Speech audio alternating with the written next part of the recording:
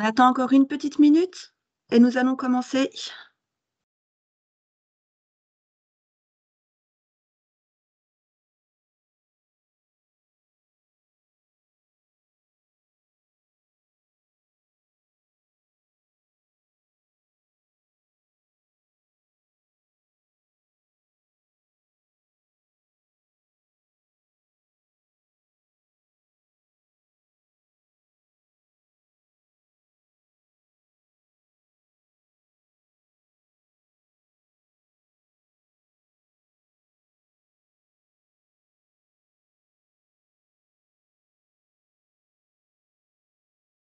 Allez, on va commencer. Alors, bonjour à toutes et à tous. Merci de nous rejoindre pour ce webinaire. On est déjà une trentaine de connectés. On va attendre les petits derniers pour commencer vraiment dans le vif du sujet. Donc, moi, je me présente. Je suis Chloé Combet, chargée de mission pour le réseau UBFC Alumni. Donc, pour celles et ceux qui ne connaissent pas bien le réseau ou qui ne le connaissent pas, UBFC Alumni, c'est un réseau social professionnel destiné aux masters, doctorants, diplômés UBFC et également aux recruteurs. Donc, sur la plateforme web, vous pouvez réseauter entre les membres donc, du réseau et vous avez accès à un certain nombre de ressources telles que, par exemple, des articles, des événements, des conseils. Il y a un programme également de mentoring qui est très intéressant, des offres d'emploi, tout un service carrière présent sur le réseau. Donc, vous avez aussi plein d'autres outils et ressources qui vous seront utiles pendant, mais aussi après votre doctorat, donc pour les opportunités de carrière, etc. Donc, nous organisons régulièrement, donc UBFC Alumni, des événements à distance pour les doctorants et pour les docteurs. Donc, ce matin, je suis ravie d'accueillir un webinaire de notre partenaire EFIMatch. Donc, EFIMatch, c'est un cabinet de recrutement de chercheurs et d'ingénieurs pour des postes en recherche, développement et innovation en CDI, et ce, dans toute la France. Donc, EFIMatch propose également d'accompagner des doctorants et des docteurs dans la poursuite de leur carrière et la valorisation également de leurs compétences. Donc, je souhaite la bienvenue à Peggy Kerimi et Roberta D'Alessandro, qui sont toutes deux consultantes en recrutement R&D et qui vont animer donc ce webinaire aujourd'hui jusqu'à midi. Donc, nous sommes ensemble pendant 2 heures. Donc, avant de leur laisser la parole, quelques petites consignes. Donc, merci de garder vos micros et également vos caméras coupées si possible, afin d'éviter un petit peu les interférences. Si vous avez des questions, et je vous encourage fortement à avoir des questions pour profiter de tous leurs conseils. Merci de les poser sur le chat. Donc, il y a le chat qui apparaît sur votre écran en bas à droite. Donc, pendant tout le webinaire, n'hésitez pas à poser toutes vos questions. Nous allons les mettre de côté. Elles vont y répondre sur un temps d'échange à la fin donc, du webinaire. Donc, n'hésitez pas, voilà, même pendant ces 2 heures, à poser toutes vos questions.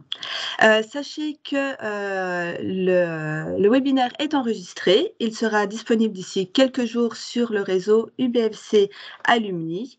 Et je crois que j'ai tout dit de mon côté. Je laisse donc la parole à Peggy et Roberta et je vous souhaite un bon webinaire. Alors, bonjour à tous. Merci beaucoup pour votre participation aujourd'hui. J'espère que je vais pouvoir vous apporter un maximum d'informations et de conseils. Donc, pour réussir, aujourd'hui, le thème, donc, ça va être la recherche d'emploi pour un jeune docteur.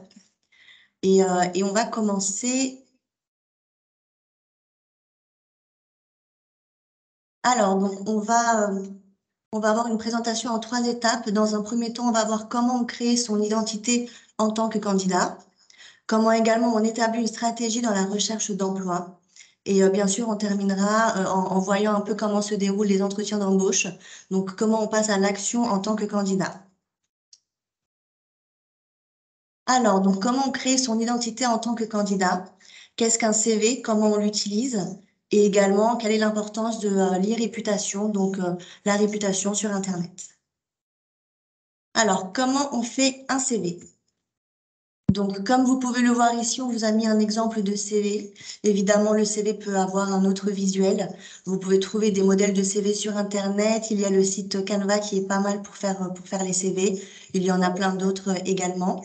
Donc, le CV va vous permettre en fait de faire une synthèse de vos informations qui concernent vos informations, quelques informations personnelles, mais surtout des informations professionnelles dans le but de montrer à l'employeur, à l'entreprise dans laquelle vous allez postuler, de leur montrer quelques informations concernant votre parcours et votre profil.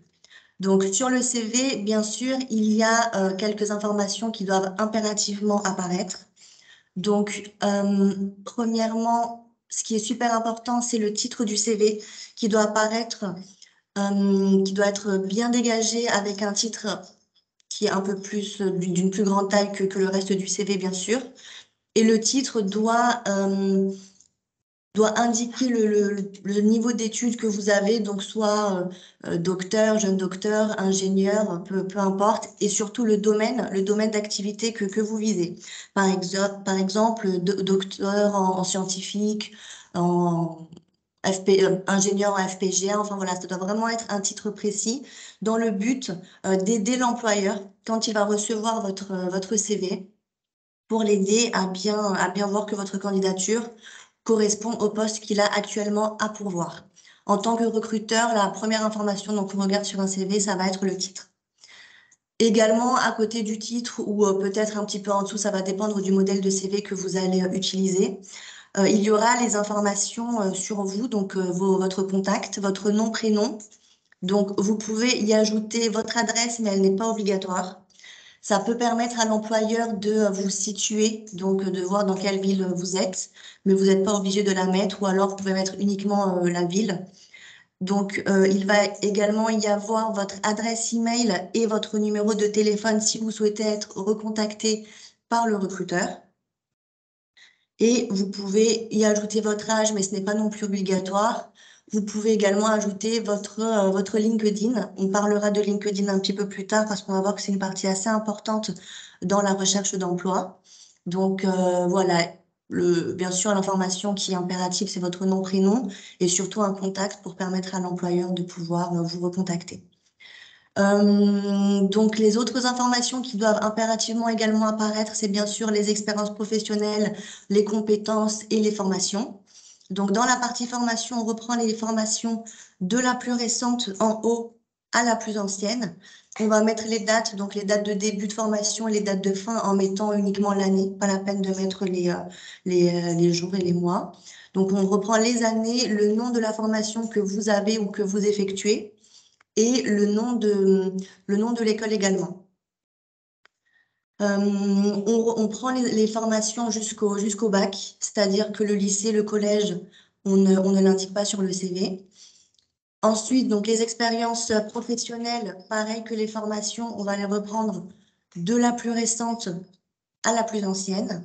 Si vous avez trop d'expériences professionnelles, on peut enlever celles qui datent d'il y a très, très longtemps ou alors des petits stages qu'on a pu effectuer d'une petite durée, on peut choisir de les enlever pour pas que le CV soit trop long. Vous allez également y ajouter vos publications et vos conférences. Euh, et le CV peut évidemment, l'idéal c'est de le faire tenir sur une page, mais on sait très bien qu'avec les publications et les conférences, c'est un CV qui pourra aller sur 2, voire même 3 pages des fois. Autre information importante, du coup, les compétences, ce que vous avez appris, que ce soit pendant les formations, pendant les expériences professionnelles. Vous pouvez faire un paragraphe avec les compétences acquises. Également, les outils informatiques, par exemple, en IT, ça va être une partie super importante. Mettre les outils informatiques que vous avez utilisés, que vous avez maîtrisés. Vous pouvez des fois également ajouter les niveaux à côté s'il y a des outils que vous maîtrisez plus que d'autres. Et pareil pour les langues étrangères aussi. Mettez également des fois le niveau de français. Si par exemple vous êtes américain, vous êtes venu faire vos études en France, on a parfois besoin de savoir quel est votre niveau en français. Vous pouvez le mettre également. Donc les niveaux de langue très importants aussi. Et puis, on peut également ajouter les loisirs, mais on n'en met pas plus de 2, 3 parce que ça ne va pas être la partie la plus importante du CV. Sachez qu'un recruteur va passer que quelques secondes sur votre CV, donc il va impérativement falloir mettre en évidence certains mots, certains mots-clés pour aider en fait le recruteur voir en quelques secondes si votre CV concerne bien le domaine d'activité que lui cherche pour sa recherche de candidat. La question sur la photo également, alors la photo, elle n'est pas obligatoire. Moi, je préfère personnellement, en tant que recruteur, quand il y a une photo, ça me permet de rendre le CV, le document un peu plus personnel. Et surtout, pour moi, c'est un moyen mémotechnique, des fois, de me souvenir de quelques candidats. Donc, si vous souhaitez ajouter une photo, vous pouvez absolument, bien sûr, une photo professionnelle avec une tenue professionnelle et un fond neutre derrière et une photo de face idéalement. Et voilà globalement pour le CV. Très important aussi, veiller à ce que l'écriture soit la même partout et que les tailles ne soient pas très différentes. On peut agrandir les tailles des titres, mais le contenu doit idéalement avoir doit avoir la même taille pour une meilleure homogénéité. Je pense que j'ai tout dit du coup sur les CV.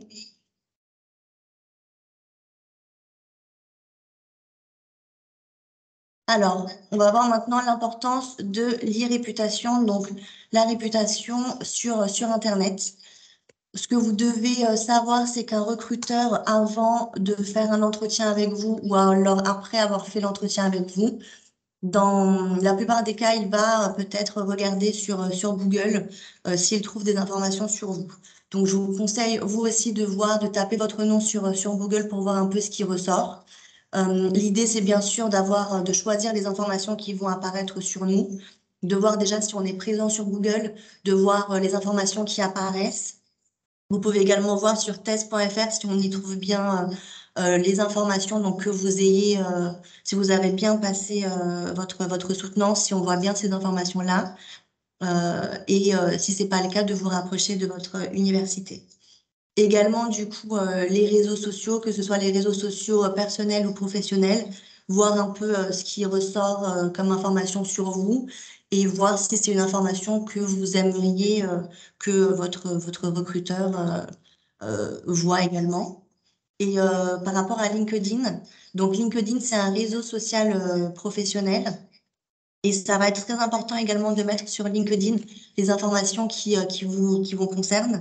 Votre LinkedIn doit ressembler un peu à votre CV. Donc, on va y reprendre les compétences, les expériences professionnelles, les formations, les langues également, les outils informatiques. Peut-être que ça peut être un peu plus détaillé parce que LinkedIn n'a pas enfin, vous pouvez y ajouter un peu plus d'informations. Sachez que beaucoup de recruteurs passent également par LinkedIn, hein. Nous-mêmes chez FIMatch, on passe par LinkedIn quand on cherche un candidat. On va taper des mots-clés. Donc, veillez à ce que votre CV contienne bien les mots-clés. Ils peuvent être également en anglais ou en français.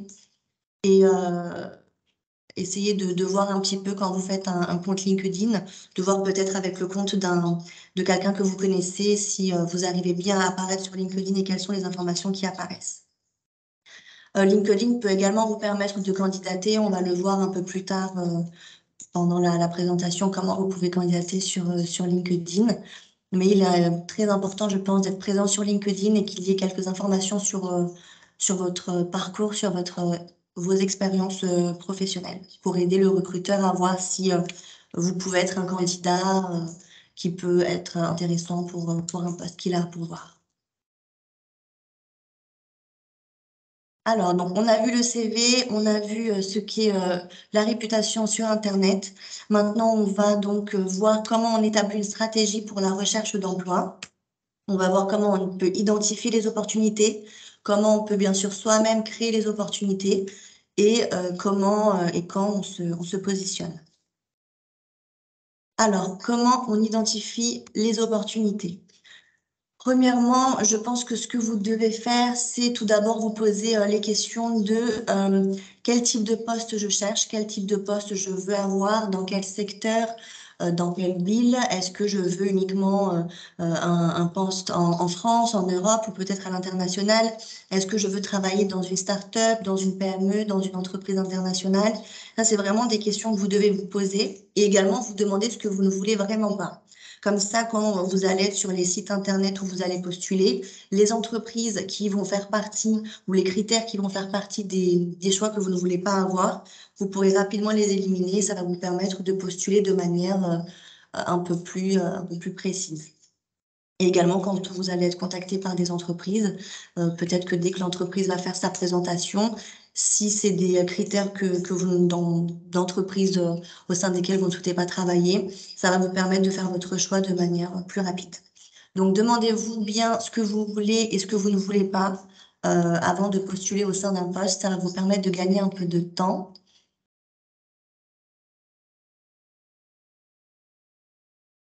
Alors, on va voir du coup également sur quel type de site vous pouvez postuler et comment en fait vous allez candidater.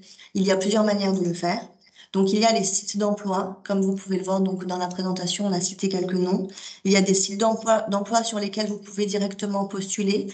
Donc, vous pouvez en fait ajouter des mots-clés qui vont vous permettre de faire une sélection d'emplois qui sont actuellement à pourvoir. Il y a également les sites des entreprises, il y a les cabinets de recrutement. Donc, il y a des cabinets de recrutement qui sont souvent aussi spécialisés. Vous pouvez voir selon votre domaine quel cabinet de recrutement est présent et vous pouvez directement leur envoyer votre candidature, votre CV et leur demander s'ils ont peut-être des postes à pourvoir actuellement. Également, donc LinkedIn, donc le réseau social professionnel, peut vous aider à trouver un poste. LinkedIn permet en fait d'être visible auprès des entreprises et des employeurs, mais vous permet aussi maintenant de faire des recherches. Vous aussi, vous pouvez taper des mots-clés sur la barre de recherche sur LinkedIn pour faire une sélection peut-être des entreprises ou des emplois qui peuvent vous intéresser actuellement. Il y a surtout les sites de votre université, de votre école. Il y a le site, il y a un service alumni qui peut vous permettre en fait de vous inscrire et de voir les offres qu'il y a à pourvoir. Je pense que normalement toutes les écoles font ça, la vôtre le fait également. Vous pouvez y retrouver les emplois qui sont destinés en fait aux anciens élèves de l'école. Également des associations qui sont là également pour vous aider si vous avez besoin. Alors, on va voir comment on peut créer des opportunités. Donc, au-delà de voir comment on peut postuler sur des offres d'emploi, des fois, c'est vrai qu'on a des entreprises qui nous tiennent à cœur, des entreprises au sein desquelles on aimerait travailler. Et quand on va, par exemple, sur Indeed, on ne trouve pas d'offre qui a pu être postée par cette entreprise-là. Toutes les entreprises donc, ont un site internet et tous les sites internet ont une petite partie où vous pouvez directement candidater.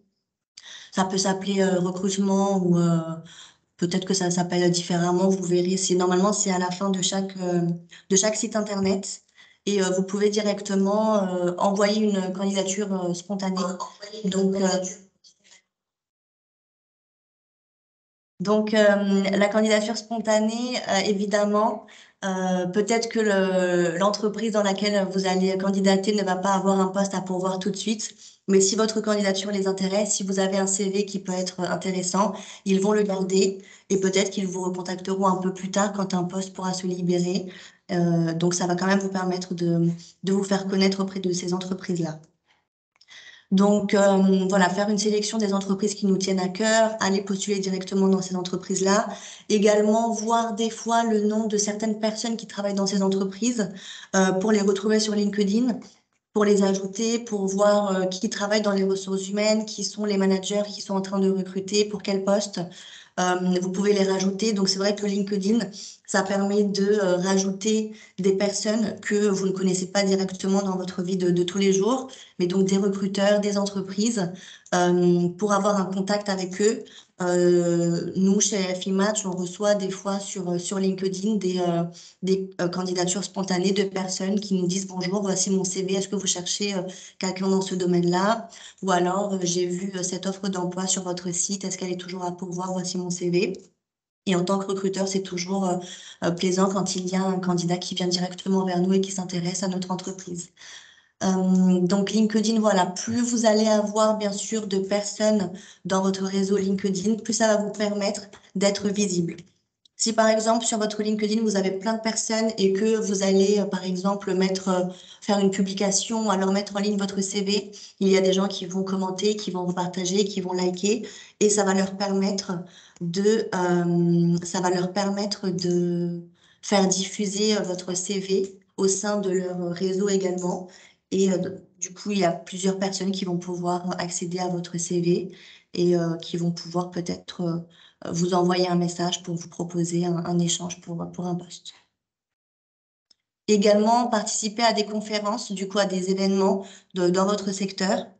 Ça va vous permettre d'échanger avec des personnes dans le même secteur que vous, qui connaissent peut-être d'autres personnes qui peuvent être à la recherche de candidats dans votre domaine. Alors, comment on se positionne du coup par rapport à une offre d'emploi? Au-delà du CV, c'est vrai qu'il y a également la lettre de motivation qu'on peut envoyer. Alors, le CV est obligatoire à 100%. C'est vrai que la lettre de motivation est un petit peu moins demandée. Si vous décidez d'envoyer une lettre de motivation, il faut vraiment qu'elle soit un atout et une valeur ajoutée à votre candidature. N'envoyez pas de lettre de motivation généraliste parce que du coup, déjà, ça va se voir. L'entreprise, elle va pas y voir de valeur ajoutée si vous insérez une lettre de motivation. Elle ne sera pas personnalisée et du coup, on comprend tout de suite que la lettre de motivation a été envoyée au sein de plusieurs entreprises. L'importance dans la lettre de motivation, donc déjà, elle se présente visuellement comme ce que vous pouvez voir sur la présentation. Et ce que vous devez y insérer, c'est bien sûr faire le lien entre vous et l'entreprise ou le poste que vous visez. Dire pourquoi vous êtes motivé à l'idée d'intégrer cette entreprise, ce que vous aimez au sein de cette entreprise, ce qui vous a plu quand vous avez lu une annonce. Faire le lien entre l'annonce, les informations que vous avez trouvées et votre profil. Elle doit, contrairement au CV, tenir sur une seule page. Ça permet également à l'employeur de voir comment vous rédigez, ce qui peut être très important pour certains postes également. Et évidemment, la taille et l'écriture doit être pareil partout là sur la lettre de motivation. Alors donc, quels sont les avantages des emails et de LinkedIn? Donc c'est vrai que je l'ai un petit peu déjà dit précédemment par rapport aux emails et au LinkedIn. Donc sur les annonces, on peut retrouver le nom des recruteurs, les adresses email. Donc soit avec les noms, on peut retrouver leur page LinkedIn et on peut directement les contacter. Soit avec l'adresse email, on peut voilà, leur écrire un mail et leur dire bonjour, j'ai vu votre annonce, est-ce qu'elle est toujours à pourvoir? Voici mon CV, ma lettre de motivation. Des fois, ma lettre de recommandation, si vous en avez, ça peut toujours être un plus pour votre candidature. Alors, donc, on a vu les CV, on a vu un petit peu comment on peut candidater sur Internet. Et bien sûr, après, l'étape la plus importante, c'est également donc l'entretien d'embauche. On va voir un peu ce que c'est, comment il se déroule et surtout comment on va faire pour le réussir, comment on met toutes les chances de son côté pour réussir un entretien d'embauche. L'entretien, donc déjà, si vous arrivez à l'étape de l'entretien, ça veut dire que votre candidature a plu, que votre CV correspond bien à l'offre que l'entreprise est en train pour laquelle l'entreprise est en train de chercher un candidat actuellement. Il y a plusieurs étapes donc d'entretien, il y a plusieurs types d'entretien. Le tout premier échange que vous allez avoir avec une entreprise, ça va être soit un cabinet de recrutement peut-être qui vous contacte pour voir un petit peu si les informations sur votre CV sont bien, concordent bien avec le poste qu'il y a à pourvoir, pour vous connaître un peu plus également. Et du coup, dans ces cas-là, le premier entretien souvent se fait avec une personne des ressources humaines. Ça peut également se faire avec le manager, bien sûr, de l'équipe ou de l'entreprise, pour valider un petit peu vos compétences et votre savoir-être. Le deuxième entretien, il a pour objectif de valider vos savoir-faire. Donc, ce que vous avez écrit comme compétences, par exemple, sur votre CV, on va devoir les évaluer au bout d'un moment lors du deuxième entretien pour voir si vous avez bien acquis toutes ces compétences-là et si ça peut bien correspondre au poste qui est à pourvoir. Et le troisième entretien permet de vous projeter en fait avec l'entreprise, voir si, par exemple, on est d'accord sur les termes du contrat, sur la rémunération, sur la date de démarrage, sur le projet qu'on va mettre en place, qui va être mis en place entre vous et le service. Bien sûr, il n'y a pas impérativement 3 étapes d'entretien avec les entreprises. Ça peut varier entre les grosses entreprises et les startups. Une startup, c'est vrai que généralement, elle va peut-être faire un seul entretien qui va rassembler l'entretien 1 et 2 qu'on vous a noté sur le PowerPoint. Les plus grandes entreprises peuvent avoir jusqu'à même 4, voire des fois 5 entretiens. Et ça va dépendre du coup d'une entreprise à une autre. Vous pouvez bien sûr en entretien leur demander, dès le premier entretien, quelles sont les étapes de recrutement au sein de votre entreprise pour savoir un petit peu à l'avance si vous allez avoir 2, 3 ou 4 entretiens. L'entretien, ce n'est pas uniquement pour que l'entreprise puisse voir si elle souhaite travailler avec vous, c'est également pour vous permettre de voir si vous souhaitez travailler dans cette entreprise-là, si l'entreprise, heu, a une culture qui vous intéresse, si c'est une entreprise dans laquelle vous vous voyez avancer, si c'est une équipe avec laquelle vous vous voyez travailler, si le projet est intéressant. Ça va vous permettre de juger également si vous pouvez avancer avec eux. Donc c'est vraiment des 2 côtés. Alors, comment on réussit un entretien d'embauche? Bien sûr, la première chose à faire, c'est de s'y préparer. On ne peut pas aller à un entretien d'embauche sans s'y être préparé, même si on connaît son parcours, on connaît ses expériences. Mais c'est toujours mieux si vous voulez mettre toutes les chances de votre côté et avoir toutes les clés en main, c'est toujours mieux de s'y préparer avant. Donc vous préparez à l'avance un petit peu le discours que vous allez leur faire, de manière à ce qu'il ne soit pas trop, long ou alors trop court également, de manière à ce que l'entreprise puisse avoir plein d'informations sur vous et surtout des informations qui vont compléter ce qu'il y a déjà sur votre CV. Donc des informations bien sûr concises. Ce qui est important également, c'est peut-être de voir sur internet les questions que l'employeur peut être amené à vous poser pendant l'entretien. Le fait de se préparer pour ces questions-là va vous permettre du coup de ne pas avoir à chercher vos mots, de ne pas avoir à réfléchir trop longtemps pendant l'entretien quand il va vous poser des questions et de pouvoir, assez rapidement être plus en confiance et assez rapidement du coup, expliquer un petit peu le parcours, répondre à leurs questions, expliquer votre thèse aussi, expliquer votre choix de thèse, expliquer comment vous avez fait vos recherches, ce que vous en avez dégagé et cetera. Vous pouvez aussi, vous, bien sûr, et c'est très important à la fin de l'entretien, poser des questions à l'employeur. Pareil, il est toujours mieux de s'y préparer un petit peu. Des fois, vous allez vous préparer, à lui poser des questions, mais durant l'entretien, il va déjà répondre à celles-ci. Mais, d'autres questions peuvent également, venir au cours de l'entretien, donc c'est toujours mieux. Ça permet à l'employeur de voir que le poste, que vous avez un intérêt pour le poste.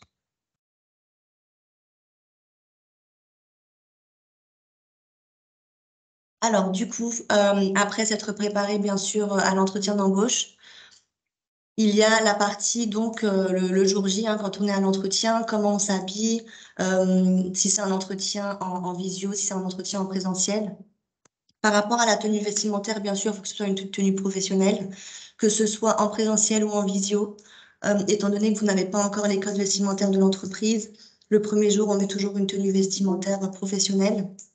Soit on demande, à l'entreprise lors de l'entretien s'il y a un code vestimentaire particulier, soit de toute façon les premiers jours lorsque vous allez intégrer l'entreprise, vous verrez comment s'habillent, les collaborateurs. Même si c'est un entretien qui est en visio, ça va être très important aussi d'avoir une tenue professionnelle parce que le haut du cou, hein, comme moi, le haut va se voir et également de vérifier à ce que votre arrière-plan, soit neutre et que vous n'allez pas être dérangé, pendant l'entretien, qu'il n'y a pas un téléphone qui va sonner, qu'il n'y a pas quelqu'un qui va vous stopper pendant l'entretien. La ponctualité aussi, c'est très important, que ce soit en présentiel ou en visio. Si vous avez du retard, bien sûr, prévenez l'entreprise, parce que si vous ne le faites pas, il va pas savoir si vous avez oublié l'entretien, si vous êtes en retard, mais il va surtout se dire que peut-être vous n'êtes pas, assez motivé ou pas assez mature pour, prévoir à l'avance les retards ou au moins prévenir l'employeur de votre retard. Bien sûr, ça peut arriver à tout le monde, mais, c'est toujours bien de le prévoir. Faites attention aussi au langage, verbal et non verbal, hein, que vous allez avoir. Donc pour le langage verbal, le choix de vos mots va être bien sûr là important. L'entretien va durer entre, 1/2 heure et 1 heure, maximum 1 heure et demie. Donc l'employeur a très peu de temps pour pouvoir, savoir qui vous êtes, Donc, il va évidemment juger ce qu'il va entendre et ce qu'il va voir. C'est pour ça qu'il faut s'y préparer avant, très important. Et donc, le choix des mots, la tenue que vous allez avoir, le langage non verbal également. Votre, votre posture va également être importante, le fait de le regarder dans les yeux, le fait d'être souriant aussi. Au-delà des compétences et des expériences de ce que vous pouvez apporter au sein de son entreprise, il va quand même être amené à travailler avec vous pendant peut-être des années. Et bien sûr, il aura besoin de voir s'il peut se projeter avec vous, si vous allez être un élément qui va ajouter une valeur à son équipe, à son entreprise. Évitez le tutoiement, bien sûr, uniquement s'il vous le propose, mais sinon, on évite le tutoiement, que ce soit pendant les premiers échanges par téléphone avec l'entreprise quand elle nous appelle ou pendant l'entretien. De toute façon, on ne tutoie pas une personne tant qu'on ne s'est pas mis d'accord pour le faire. Et, euh, et voilà, et puis les petites questions que vous pouvez poser également à la fin de l'entretien avec l'entreprise. Alors, on a du coup fait le tour sur tout ce qu'on peut savoir pour mener à bien sa candidature et son entretien. Du coup, on va passer à la partie questions. Je ne sais pas s'il y a déjà des questions peut-être dans la conversation. Pas encore, mais en tout cas, si vous en avez, je vous laisse du coup les poser ou peut-être nous dire ce que vous avez pensé, si vous n'avez pas de questions, ce que vous avez pensé de la présentation.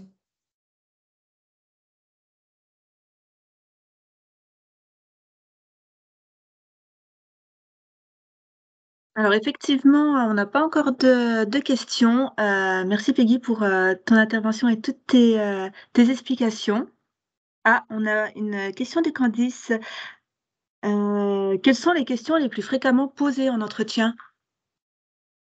Alors, les questions les plus fréquemment posées en entretien, ça va être pourquoi vous avez fait ce choix de, d'université, de domaine, pourquoi vous êtes intéressé par ce domaine-là, qu'est-ce qui vous a poussé premièrement à, à travailler dans ce domaine-là, qu'est-ce qui vous a motivé. Moi, c'est toujours ce que je demande pour savoir pourquoi le candidat a choisi tel domaine et pas un autre.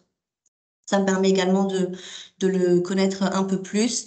Qu'est-ce qui vous a plu sur la fiche de poste? Donc, pourquoi vous avez candidaté? Pourquoi aujourd'hui on échange?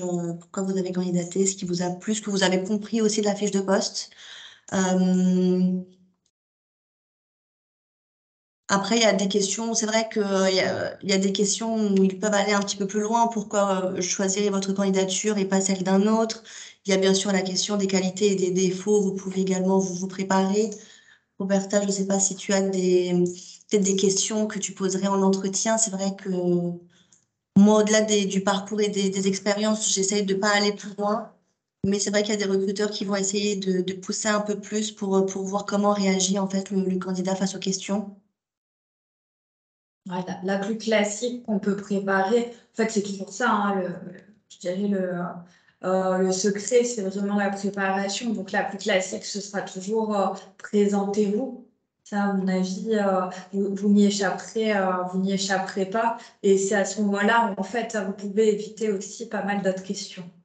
Oui. Parce que si vous répondez, on va dire, de manière structurée, organisée, en faisant preuve de toutes vos compétences, justement, de pédagogie que vous pouvez avoir, notamment si vous dispensez des cours avec des étudiants, c'est le moment de les mettre un peu en avant et d'impressionner aussi la personne en face. Donc la structure, enfin moi en tout cas, je ne sais pas ce que tu en penses, hein, mais quand je suis face à quelqu'un qui vraiment réussit à structurer sa présentation, argumenter pour le poste, qui a lu la fiche de poste en avance, qui sait argumenter en fonction, voilà, on a moins envie justement d'aller creuser sur des questions un peu plus difficiles. Oui, moi, il y a une question que je pose toujours également en entretien.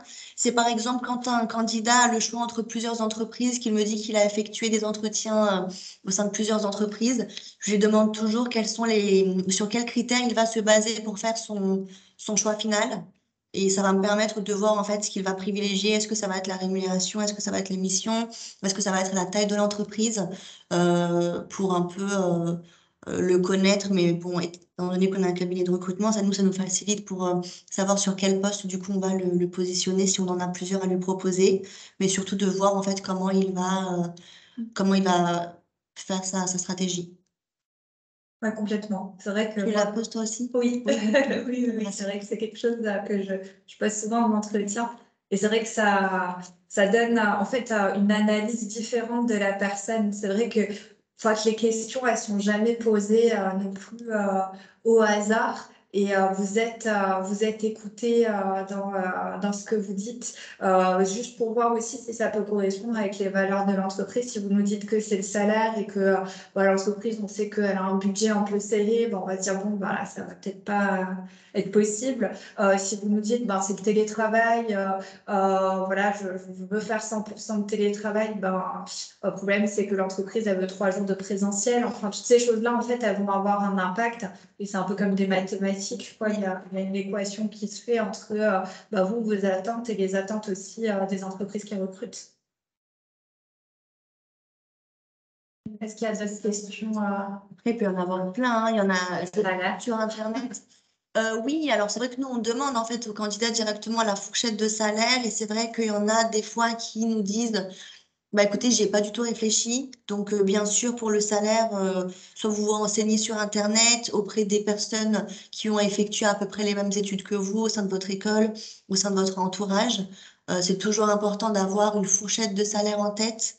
Euh, Parce que voilà, l'employeur, hein, comme nous, des fois, on peut poser la question, en fait, pas des fois, tout le temps, on demande. Et les questions, vous pouvez les retrouver sur Internet. J'avais fait des recherches dessus. Vous avez plein de questions qui tombent assez souvent en entretien et plus vous allez vous entraîner sur plein de types de questions, plus vous serez à l'aise quand vous allez tomber sur ces questions-là en entretien. Ouais, il faut pas être gêné, quoi. Même quand on parle c'est vrai, de salaire, de disponibilité, des fois on peut se dire, ben, bon, je suis pas disponible avant, je sais pas, 3-4 mois. Le salaire, c'est toujours une question délicate. Là, aujourd'hui, je suis doctorant, je suis. Voilà, enfin, mais faut pas être gêné parce qu'après, de toute façon, ce sera un problème si vous prenez par exemple un poste et que le salaire n'est pas en adéquation avec vos attentes, et vos attentes, vous en avez, c'est sûr. Bah, vous risquez à un moment donné de partir de l'entreprise, d'être mécontent et donc de créer un mécontentement bah, de votre côté, mais aussi du côté de l'employeur. Donc, il faut être aussi transparent que possible, essayer de vraiment se poser des questions, de faire une introspection un peu avant de se lancer. Hein. Bah, c'est ce que disait Peggy aussi dans une recherche d'emploi. Il y a plein d'autres questions. Oui, il y a, je remonte un petit peu dans le chat. Il y a une question de Jeanne qui se demande s'il est intéressant de mentionner les publications d'articles dans les CV. Oui, bien sûr. Oui, oui, oui. Vous pouvez également mettre un lien des fois sur le CV pour qu'on puisse accéder directement à ces publications-là. Donc, bien sûr qu'il est important et intéressant de mentionner les publications d'articles sur les CV. Nous avons également Thibaut, donc vous avez beaucoup de remerciements également pour votre présentation, etc. Thibaut qui vous remercie pour la présentation et qui se demande sur le CV, vaut-il mieux mettre plus en avant les compétences nombreuses du docteur que le parcours scolaire et les diplômes? Les deux sont importants à mentionner, mais il faut mettre en avant les compétences, bien sûr, mais il faut aussi mettre en avant en fait le parcours scolaire. Après, le parcours scolaire, il va être simple, hein, ça va être, on part du bac du coup pour aller, par exemple, jusqu'au doctorat effectué, en mentionnant les dates, le nom de l'école, les études du coup qu'on a effectuées. Pas la peine de détailler ce que vous avez fait, enfin. Je sais pas, il y a peut-être des recruteurs qui aiment bien ça, mais moi, je ne fais pas attention forcément aux matières que vous avez étudiées à l'école pendant votre formation. Là, je vais plus par contre regarder les compétences, parce que vous pouvez étudier une matière, mais ça ne veut pas dire que vous avez maîtrisé, compris ce que vous avez appris. Par contre, ce qui est noté dans les compétences, on sait que c'est du coup quelque chose que vous avez, que vous maîtrisez si vous le notez sur votre CV. Ouais. Toi, tu parais, enfin, Oui, oui, moi je fonctionne de la même façon. Après, il ne faut pas le noyer. Alors, moi, c'est mon sentiment. Des fois, c'est vrai qu'on reçoit des CV où c'est beaucoup les compétences qui sont mises en avant. Et comme disait Peggy tout à l'heure très justement, alors lire un CV en quelques secondes, non, mais être capable d'identifier les points clés d'un CV en quelques minutes, quand vous avez, je sais pas, un poste qui est super et qu'on a beaucoup de candidats, il nous arrive des fois d'avoir 100, 150 candidatures à trier. Du coup, il faut qu'on soit capable, en fait, en quelques minutes, quelques secondes, de vraiment repérer votre profil, de le situer. Et du coup, en fait, c'est vrai que des fois, les compétences, ça peut être très littéraire, ça peut être très fourni. Et en fait, on va s'y perdre un peu. Et du coup, vous perdez vous perdez un peu le bénéfice, on va dire, d'être pertinent, entre guillemets. Donc, essayez aussi de garder des compétences qui sont au maximum, je dirais, déjà résumées, synthétiques, lisibles, compréhensibles aussi. Pensez que vous n'êtes pas forcément devant un public toujours averti quand vous êtes dans un domaine très scientifique, très précis. On n'a pas forcément, nous, le bagage pour comprendre des termes très techniques. Donc, voilà, essayez d'avoir un vocabulaire qui soit un peu vulgarisé. Ça, c'est des choses, je pense, qui sont importantes. Et je ne sais pas si tu aimes bien, toi, mais moi, j'aime bien, c'est vrai.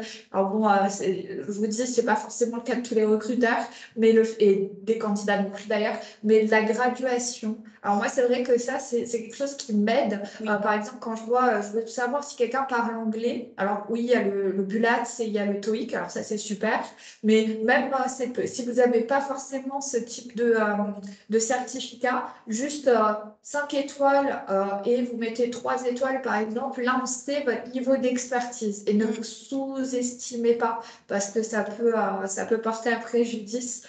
Essayez de refléter, voilà, par exemple l'anglais.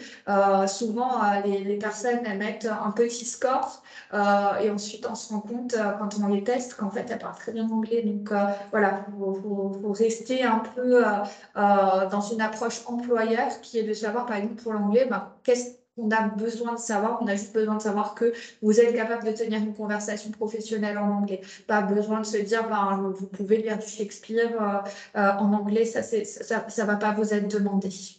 Oui, Je sais pas si d'accord. Ah oui, absolument. Ouais, toi aussi, ça t'aide. Ça me permet de voir, par exemple, si quelqu'un met anglais, allemand, italien. Si, par exemple, comme tu dis, on met 5 étoiles en anglais, 3 étoiles en italien, je me dirais, OK, du coup, il parle mieux anglais que italien. Donc, ça nous aide toujours, oui. Complètement. Il y a le fond, mais il y a aussi la forme, finalement, du CV aujourd'hui qui sont importants. Super, merci. Une autre question d'Alix, la fameuse question pourquoi vous et pas un autre? Quelle serait, selon vous, la meilleure façon d'y répondre? Elle est compliquée cette question, hein? Oui, en fait, c'est la plus compliquée parce que là, c'est pas, donc l'objectif, c'est pas de dénigrer en fait les autres candidats parce que on les connaît pas et même si on les connaît, c'est pas l'objectif, c'est pas de dire je suis meilleur que les autres. Pourquoi moi et pas un autre? Alors moi, ouais, elle est très difficile celle-là. Je ne sais pas qui, il y a beaucoup d'employeurs qui demandent ça quand même. C'est une question piège un peu, hein, Dans je les pense. cabinets de conseil, Ouais. là où il y a du stress, je pense, en fait, c'est voir comment vous réagissez au stress aussi, Ouais. ce type de questions. Je pense que là, c'est mettre les motivations en fait un petit peu en avant, c'est dire bah écoutez, moi je suis motivée, ce que j'ai aimé sur votre annonce, c'est tel et tel élément, puis là vous m'avez un peu parlé de l'entreprise et en fait je me rends compte que ça me motive encore plus et que ça me plaît énormément. Donc pourquoi moi? Parce que justement je me rends compte que plus on parle de l'entreprise et plus je me vois l'intégrer et et du coup, au vu des expériences, des compétences et de ma motivation, je pense fortement que je serai un atout pour votre entreprise, que je vais vous apporter, que vous allez m'apporter également, et que du coup, on va pouvoir travailler ensemble. Enfin, je sais pas si, à part y répondre comme ça, je vois pas comment prendre la question, mais me préparer la bien, en tout cas celle-là, parce qu'elle est un petit peu difficile. Ouais. Oh, moi, Comment répondre à un autre? je pense qu'il ne faut pas partir dans le piège, quoi. Il faut se dire, écoutez, ok, on pose cette question, elle est déstabilisante, on le sait, elle n'est pas évidente. Le but, c'est de ne pas stresser, de rester soi-même, de se dire, bon, bah, effectivement, là, aujourd'hui, je suis là. Pourquoi je suis meilleure qu'un autre, je ne sais pas, je ne connais pas forcément les autres. Mais moi, en tout cas, ce que je peux vous apporter, c'est ça, hein, et c'est ce que tu dis, compétences, motivation. Après, si vous avez des réponses originales et que vous êtes créatif, n'hésitez pas voilà, à être authentique, hein. On adore les candidats qui sont authentiques, qui savent faire preuve aussi d'originalité. On n'a pas tous ce don. Personnellement, moi, je ne l'ai pas. Mais voilà, je pense que le plus important, c'est de ne pas se laisser déstabiliser. Et je pense, enfin, après avoir, hein, il y a des employeurs qui piègent, mais ça, c'est plus pour des postes peut-être dans la finance, des postes où vous êtes face à un client qui va vous mettre en difficulté pour voir comment vous réagissez. En fait, ce sera pas. Enfin, si après cette question elle est posée dans un but un peu farfelu, posez-vous vous aussi des questions parce que vous choisissez votre employeur pendant les entretiens. Absolument. Très bien. Une question de Siam. Donc on a déjà vu un petit peu, ensemble les CV et cetera. Il se pose une autre question, c'est comment peut-on vraiment différencier, créer un CV destiné à une offre de postdoc et un CV pour, vraiment une offre d'ingénieur R&D en industrie? Est-ce que ça va jouer sur le titre? Est-ce que, il y a des grosses différences ou pas réellement? Il n'y a pas énormément de différences, à part peut-être pour les postdocs, Les cours. ouais, les cours, la formation ou les publications, les conférences. Mais au-delà de ça et du titre, au-delà de ça, des recherches du coup de votre thèse, peut-être que c'est ce qu'il faut rajouter par rapport à un CV d'un ingénieur qui n'aura pas spécialement ces informations-là. Mais au-delà de ça, je ne vois pas quelle autre information on pourrait différencier par rapport aux deux CV.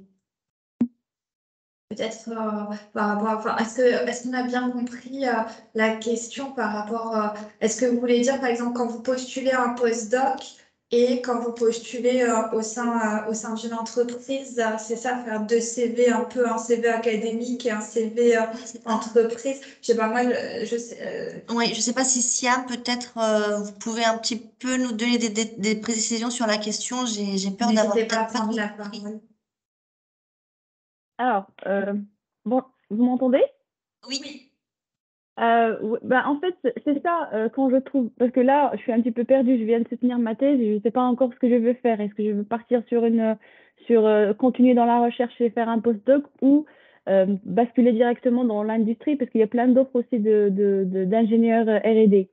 Mais par contre, postdoc, bah, d'après mon expérience, je pense que ça doit être très lié à mon domaine de recherche. Comme ça, je vais postuler. Par exemple, moi, je suis chimiste. J'ai travaillé dans la formation de fine multicouche, donc je vais postuler pour des offres de postdoc qui font ça directement ou liées à ça. Comme ça, je peux utiliser mes compétences, ainsi de suite. Donc, pour moi, un CV pour postdoc, ça doit mettre plutôt en avance ça, genre le domaine de la recherche, les publications que j'ai pu faire, les conférences, oui, parce que c'est basé sur ça. Voilà, ça continue sur la même, sur le même domaine, si vous voulez. Mais par contre, pour l'industrie, je sais pas, parce que j'ai pas d'expérience là-dessus. J'ai fait les masters, les stages, la thèse. Et du coup, pour un ingénieur R&D, est-ce que ça peut être aussi intéressant de mettre en avant toute la recherche, les publications, mais sinon aussi comment favoriser ou valoriser ça en tant qu'ingénieur, mais pas en tant que chercheur. Je ne sais pas si vous voyez ma question. Oui, je vois un peu ce que vous voulez dire un peu plus en tout cas. Donc, merci pour les explications. Et bien Ouais. sûr, sachez qu'en fait, votre thèse, en fait, c'est considéré comme de l'expérience. Donc, votre thèse, vous la mettez également dans les expériences et vous détaillez un petit peu. Donc, vous pouvez noter en fait donc, votre thèse, noter également les recherches ou ce que vous avez, ou les aboutissements, enfin, noter quelques informations là-dessus. Et en fait, elle est considérée comme une expérience. Donc, même si, admettons, vous n'en avez aucune des expériences, votre thèse est considérée comme une expérience. Et bien sûr, vous pouvez faire des CV différents. Vous pouvez faire un CV qui va être destiné au postdoc et un CV qui va être destiné à une offre d'emploi au sein d'une entreprise. Et même pour les offres d'emploi, par exemple, vous pouvez faire des CV différents. Par exemple, vous allez avoir des offres qui vont être dans le même domaine, mais qui vont être quand même un petit peu différentes. Et vous vous dites, tiens, pour cette offre-là, je préfère mettre cette expérience en avant, alors que pour l'autre, c'est peut-être l'autre expérience qui va être mise en avant, mais j'ai pas assez de place pour détailler les deux. Du coup, sur un CV, je vais en détailler peut-être un peu plus une, et sur l'autre, je vais détailler l'autre.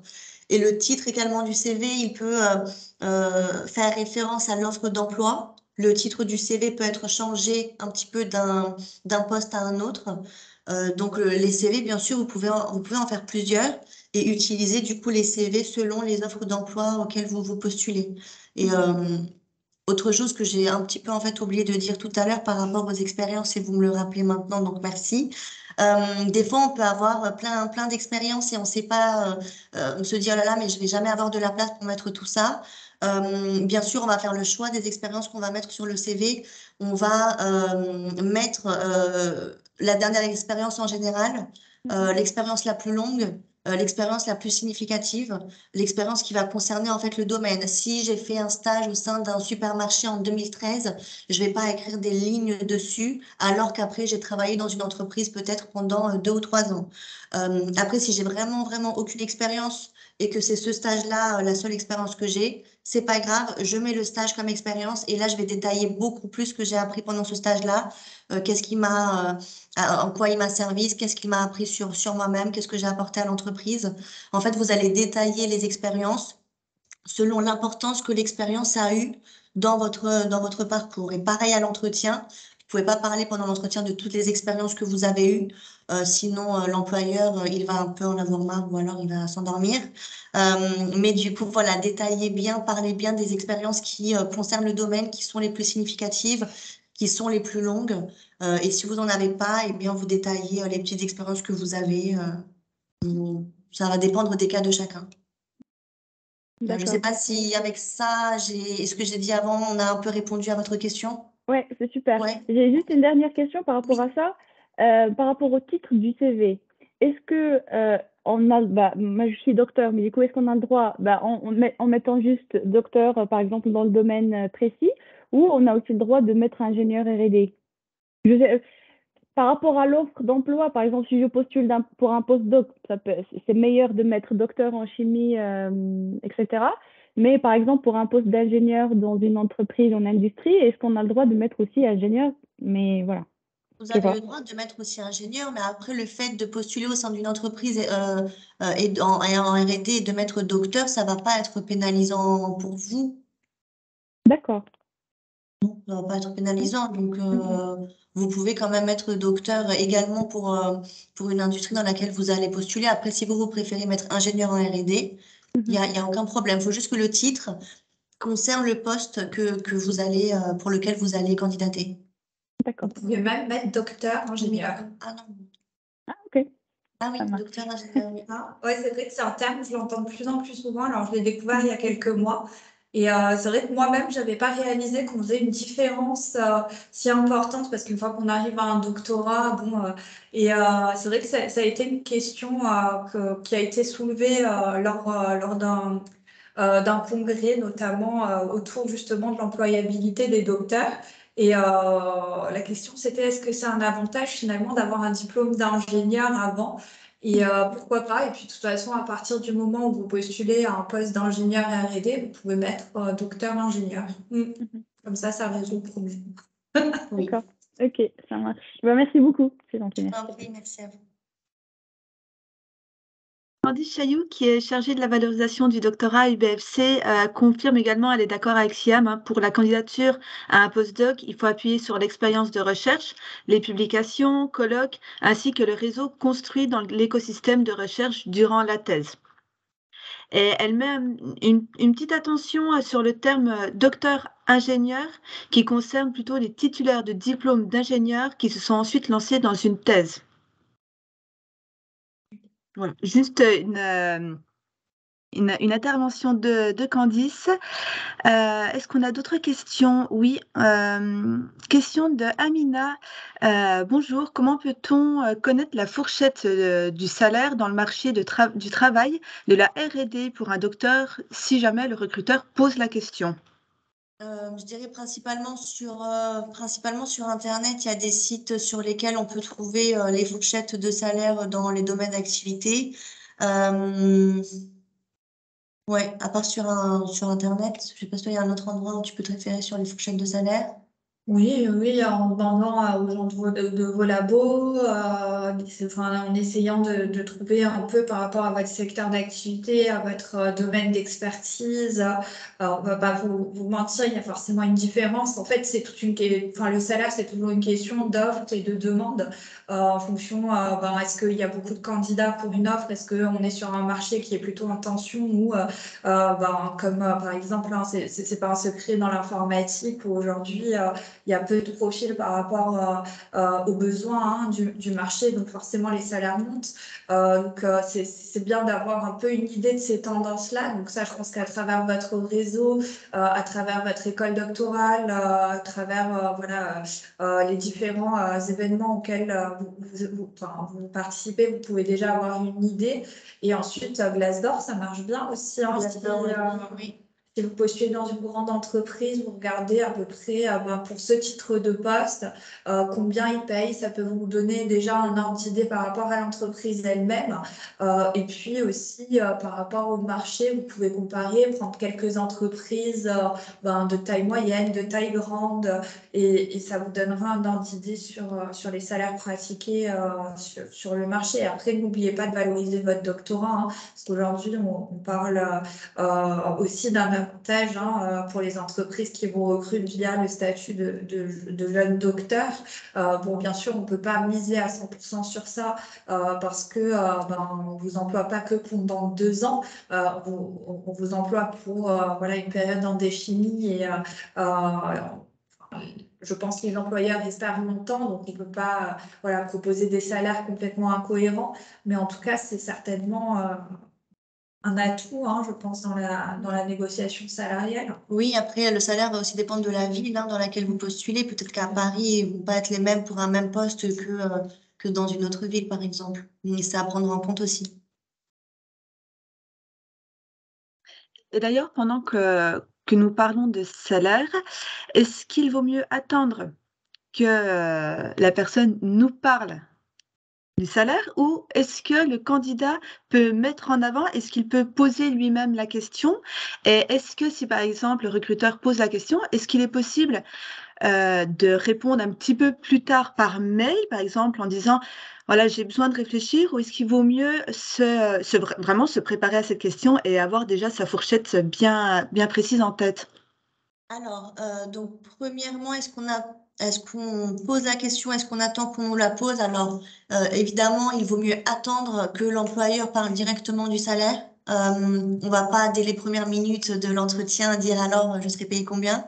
On attend du coup de voir si, durant l'entretien, il va en parler, si, heu on attend jusqu'à la fin de l'entretien de voir s'il va mentionner, cette information-là. Si c'est pas le cas, de toute façon, on termine l'entretien par du coup: «Est-ce que vous avez des questions?»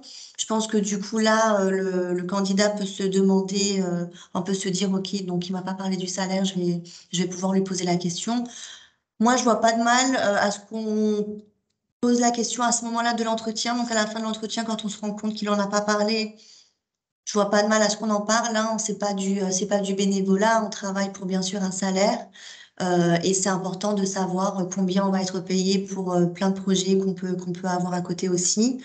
Hem, donc non, poser la question, mais à la fin de l'entretien. Heu, ça sera pas mal vu, ça sera mal vu si vous le faites trop tôt, peut-être pendant l'entretien, mais pas à la fin.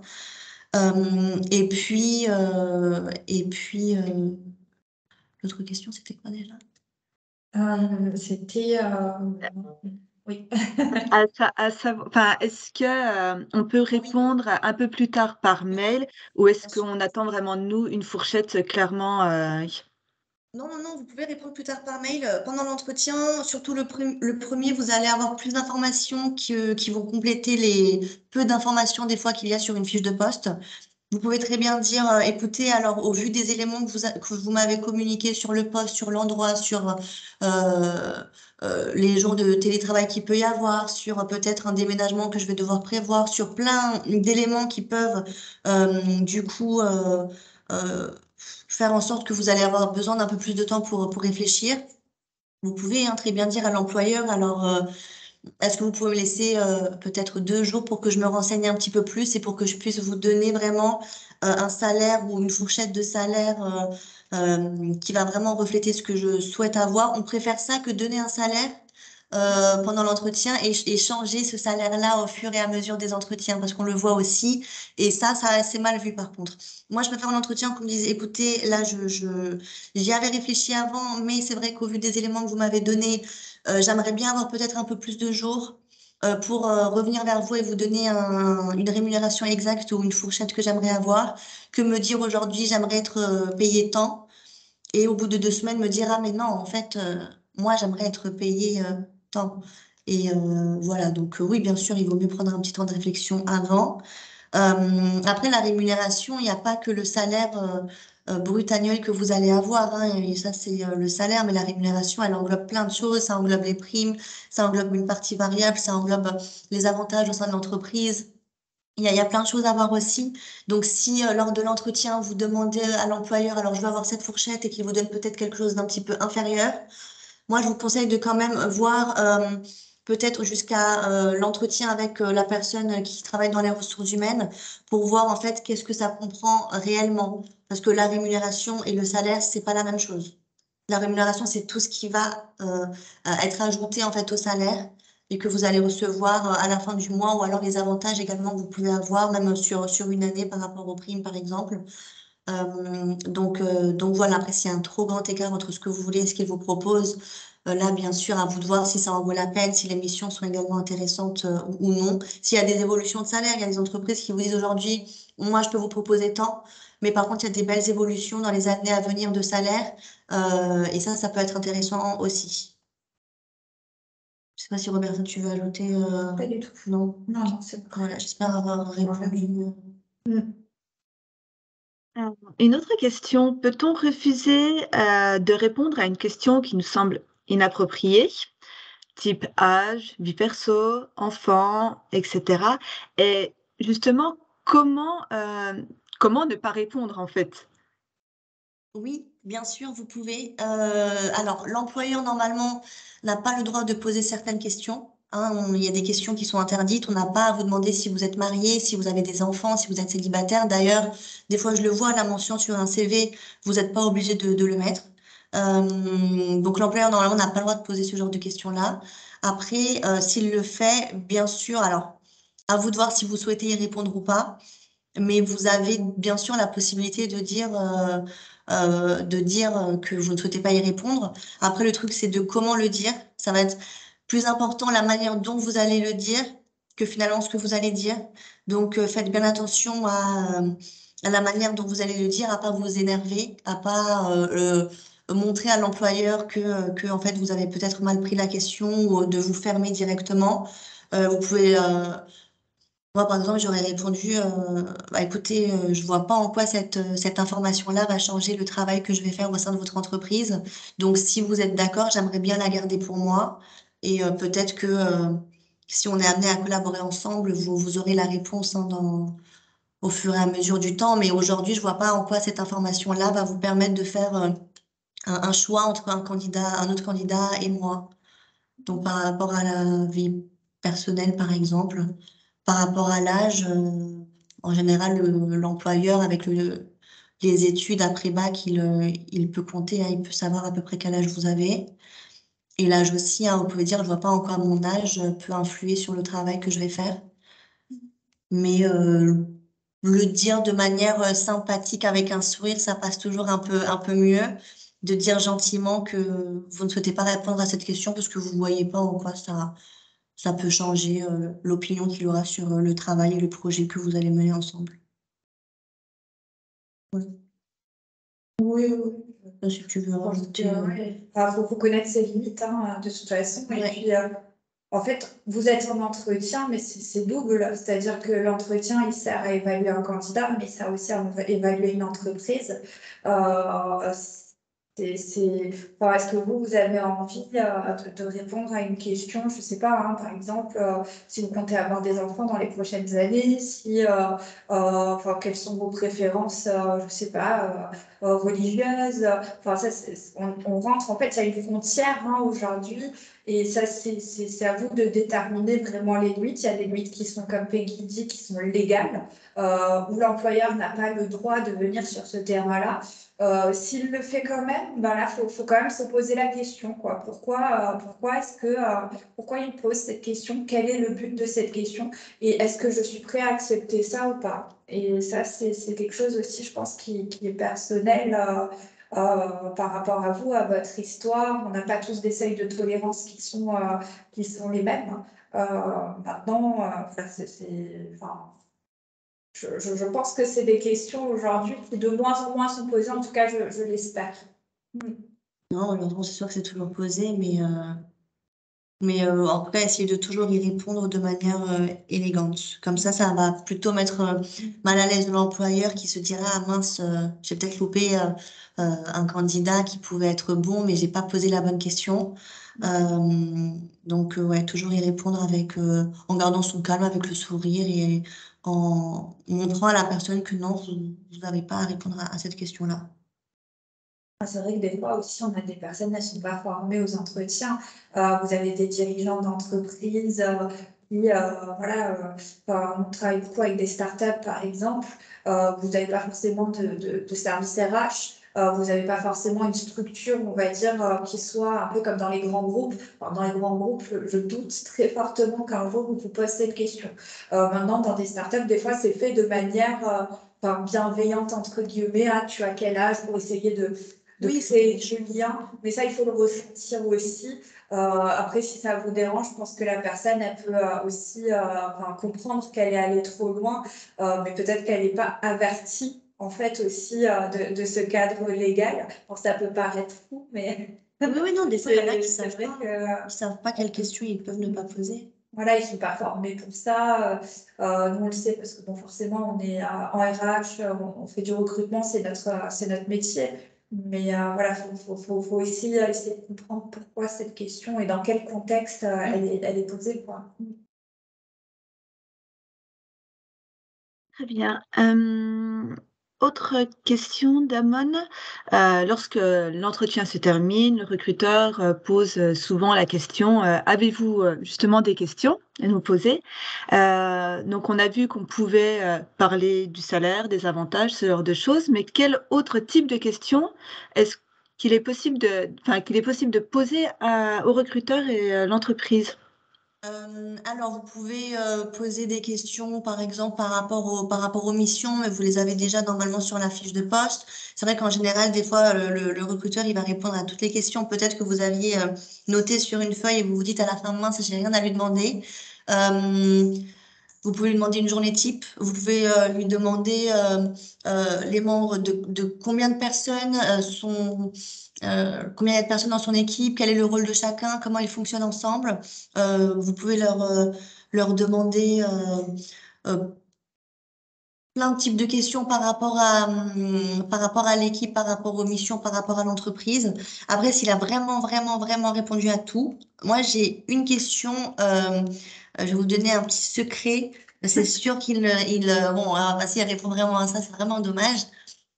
Mais c'est vrai qu'il y a une question que moi, que je conseille un peu quand vous n'avez pas du tout de questions, mais que vous voulez vraiment en poser une.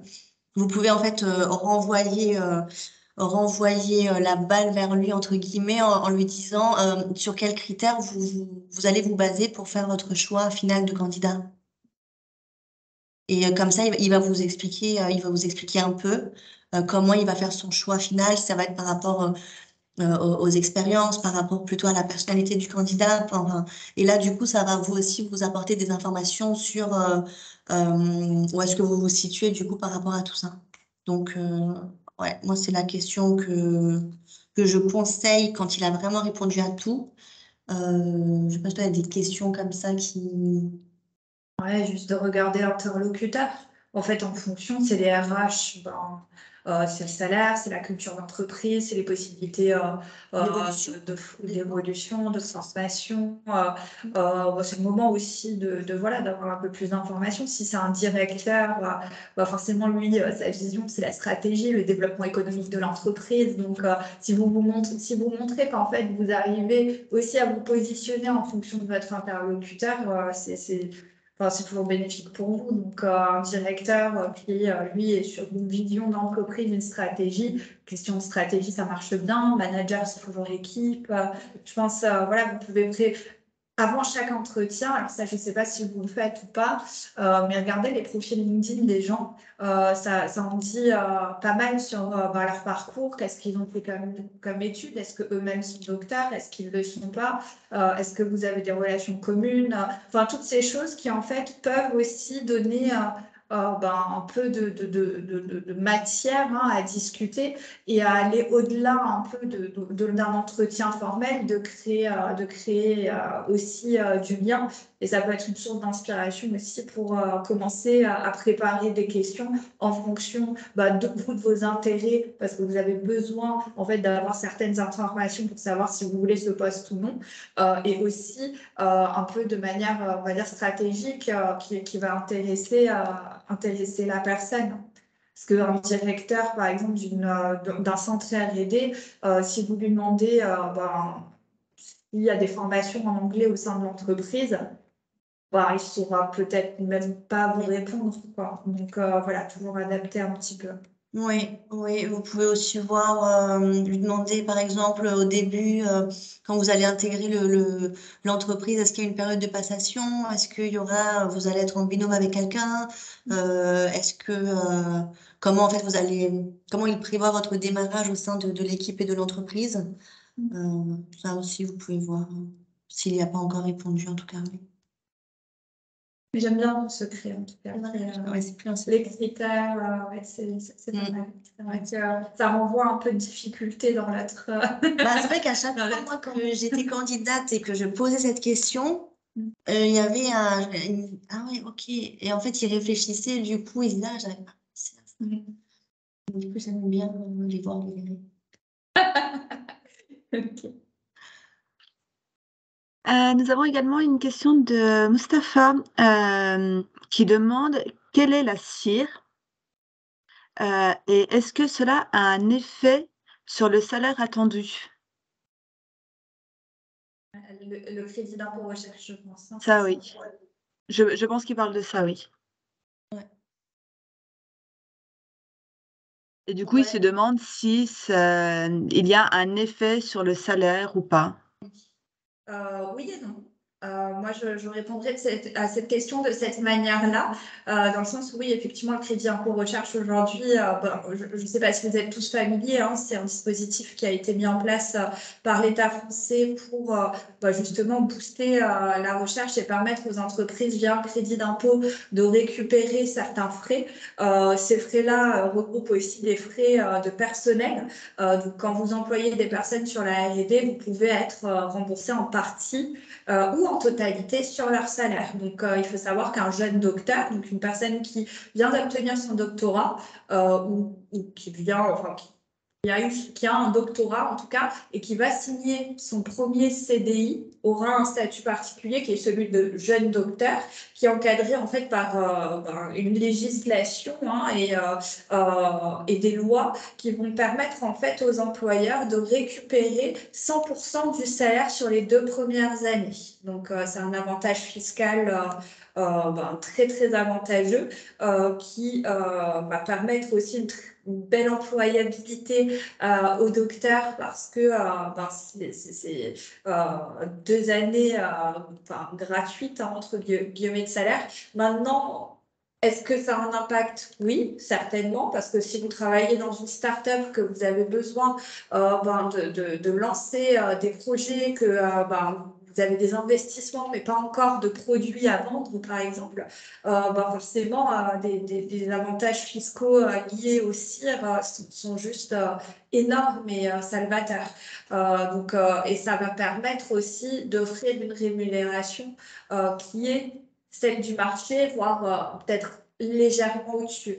Maintenant, et c'est ce que je disais un peu tout à l'heure, hein, c'est si on vous engage pas pour 2 ans, si on vous prend sur un poste d'ingénieur chercheur, de responsable R&D, enfin peu importe hein, l'intitulé du poste, mais pour travailler sur de la recherche et développement, on va pas vous prendre juste pour 2 ans.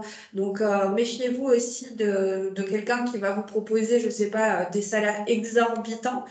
Posez-vous aussi la question de la pérennité du poste. Donc oui, c'est un avantage. Oui, c'est sûr que par rapport à un ingénieur, ça va vous donner, de toute façon, avec votre expérience et avec ce statut, un levier de négociation.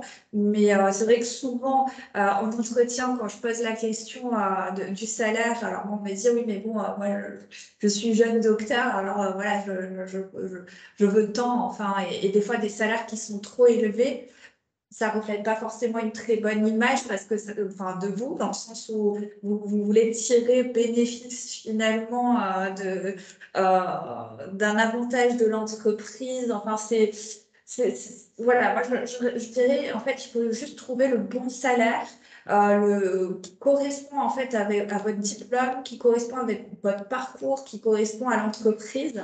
Et oui, c'est un levier, oui, ça va aider, mais c'est pas à votre niveau à vous. En tout cas, je pense que ça se joue. C'est plus au niveau de l'entreprise. Voilà. Je ne sais pas si toi, Peggy, ça te paraît cohérent, si tu vois des choses à rajouter.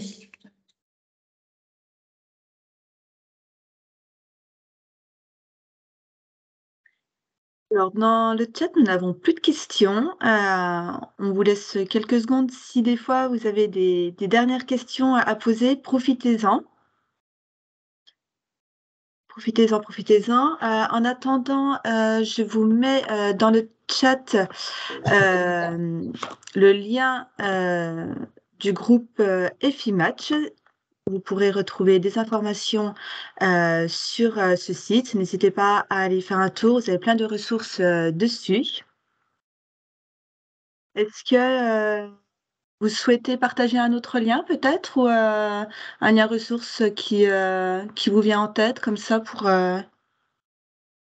Peut-être notre page LinkedIn, n'hésitez pas à la suivre. On publie régulièrement du contenu, nos articles justement sur vous aider dans votre recherche d'emploi. On y publie nos offres, les événements auxquels on participe. Voilà, c'est toujours intéressant, hein, même de vous abonner à FIMatch forcément, mais enfin forcément, pas forcément, mais aujourd'hui en tout cas, c'est le but de vous faire aussi, de vous présenter un peu notre structure, mais à beaucoup je dirais, de différents employeurs d'entreprises qui vous intéressent, ça permettra vraiment de suivre leur actualité et puis de vous aider dans votre recherche d'emploi. Et sur la page FIMatch, FI Group, vous trouverez pas mal d'informations sur le site. Par exemple, si ça vous intéresse d'aller un petit peu plus loin, nous, on fait partie vraiment d'un groupe qui est spécialisé dans le financement de la recherche et développement et de l'innovation. Donc, on a aussi pas mal de contenu à ce sujet-là, sur comment se déroulent des entretiens, plus sur la page FIMatch. On a des témoignages aussi de docteurs. FI Group recrute des docteurs aussi, il faut le dire, aujourd'hui, pour être consultant en financement de l'innovation et de la R&D, le doctorat est très valorisé. Donc, si demain vous avez envie de changer un petit peu de perspective de carrière et vous êtes intéressé plutôt par des postes dans le conseil avec une approche plus client, de comprendre des projets R&D divers, voilà, d'avoir une évolution en tout cas de carrière différente, n'hésitez pas à regarder nos postes. Voilà, je sais que nous, on ne s'occupe pas de cette partie-là, mais le service des ressources humaines est toujours très intéressé par des profils de docteurs, quel que soit leur domaine. Je ne sais pas s'il y a d'autres liens. Non, c'est bon. Je pense. C'est vrai qu'il y a toutes nos offres, donc ça peut être intéressant aussi pour vous. C'est vrai que la page LinkedIn, enfin moi je sais que je suis la page LinkedIn et vous avez toutes les nouvelles offres qui sont publiées régulièrement, plein de ressources. Voilà, donc n'hésitez pas à suivre cette page, vous aurez tout en direct, en réel, donc c'est vraiment top. Ouais, A n'hésitez priori, pas à nous nous n'avons plus de contacter aussi, questions. hein, en direct. Oui, oui, oui, vous Si pouvez vous aussi avez nous des contacter, bien sûr. S'il y a une offre, si vous voyez une offre sur notre site ou sur le LinkedIn et que vous ne savez pas si elle est toujours à pourvoir, si votre profil peut correspondre à l'offre, vous pouvez nous écrire, on regarde ensemble et on fait un entretien peut-être une autre fois en tout cas, vous pouvez nous contacter si vous avez des questions, si vous voulez en savoir plus sur nos offres. D'ajouter dans votre réseau, hein, de Oui, toute façon. C'est comme ça qu'on développe aussi son identité. Tu as dit quoi tout à l'heure? C'est l'identité, non, c'est pas ça. C'est la réputation. la réputation. Je suis justement en train de rajouter vos noms, prénoms et noms sur le chat pour que ce soit plus simple à vous retrouver sur les réseaux. Je vais le rectifier. J'ai pas fait de faute, je crois. Non, c'est tout bon. Donc, Si vous ne retrouverez pas. Mais bon. aïe, pardon, autant pour moi. C'est pas grave. Non, je comprends. Merci à toutes les deux. Nous n'avons pas de questions, donc nous allons pouvoir clôturer le webinaire. Merci pour les interventions, merci pour toutes les questions, les bons conseils. Il y a eu beaucoup de questions, c'était riche, donc c'était vraiment très bien. Et puis merci donc pour vos conseils. Nous, on peut se retrouver donc si vous le souhaitez lors d'un prochain événement. Et qui est une foire aux questions qui sera en direct avec les centres Earth Access cette fois. Ce sera sur une petite durée, ce sera sur 30 minutes, le 7 février. Les centres Earth Access ont pour mission d'accompagner les chercheurs internationaux et leurs familles dans leur installation. Donc, si vous avez des questions liées au droit de séjour en France, type visa, carte de séjour, etc., n'hésitez pas à participer à ce webinaire qui sera voilà, sur le temps de midi, un court créneau, mais voilà, ça va être questions-réponses. Donc, je vous mets le lien sur le chat. Voilà, c'est celui-ci, c'est le 7 février. N'hésitez pas à vous inscrire, à participer, à préparer vos questions. Encore merci une fois à tous. Je vous souhaite du coup une très bonne journée et à très bientôt. Merci, au revoir. Participation, bonne journée.